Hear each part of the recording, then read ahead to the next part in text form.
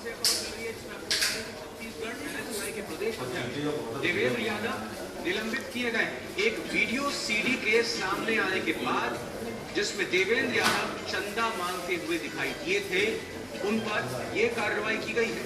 सहारा समय की खबर के बाद ये कार्रवाई हुई है।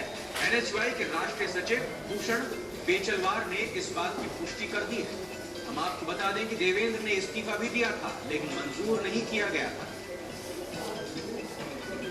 और जानकारी लेंगे इस पूरे खबर पर अपने संवाददाता रुचिर गर्ग से। जी, ये जो कार्रवाई हुई है, इसके पीछे क्या आधार है?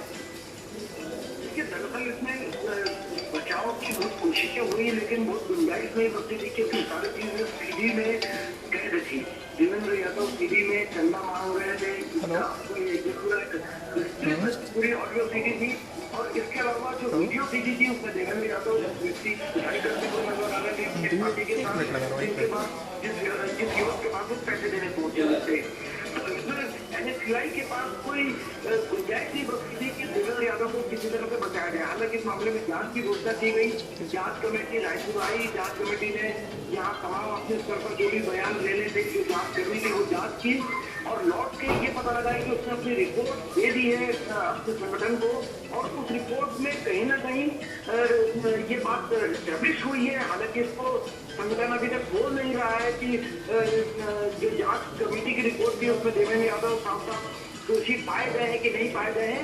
लेकिन सूत्रों के हवाले से ये खबर मिल रही है कि वो जांच रिपोर्ट जो है वो भी देवेंद्र यादव के अनुकूल नहीं है, वो भी देवेंद्र यादव का बचाव नहीं कर पाई।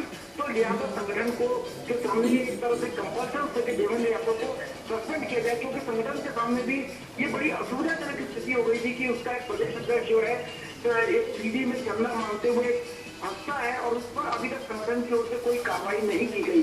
तो संगठन ने जांच रिपोर्ट की एक औपचारिकता जो है वो पूरी की है और फिलहाल निलंबित किया है। अब निलंबन के बाद जो है आगे की कार्रवाई जो है वो अभी अपेक्षित है कि आगे क्या कार्रवाई की जाती है।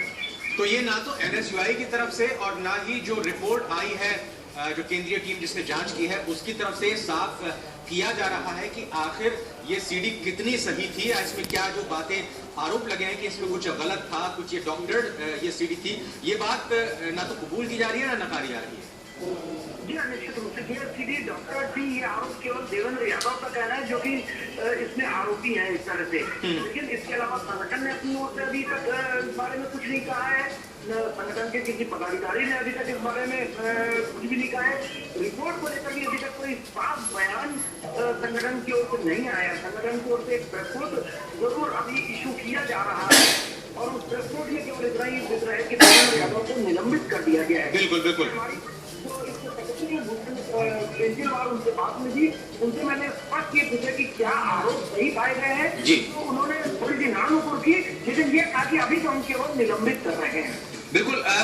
एनएसयूआई अध्यक्ष देवेंद्र यादव ने पहले जैसे ही ये मामला सामने आया उन्होंने अपना इस्तीफा सौंपा और कहा कि जब तक जांच नहीं होती मैं अपना इस्तीफा देता हूं, लेकिन अब उनको निलंबित किया गया है। यानी ये ज्यादा फजीहत हुई है उनकी इस तरह से।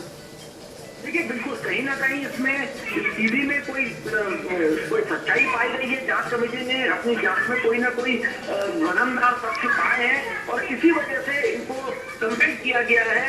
पहले तो कंपेल किया गया था इनको इस्तीफा देने के लिए, उसके बाद अब इनको सस्पेंड किया गया है।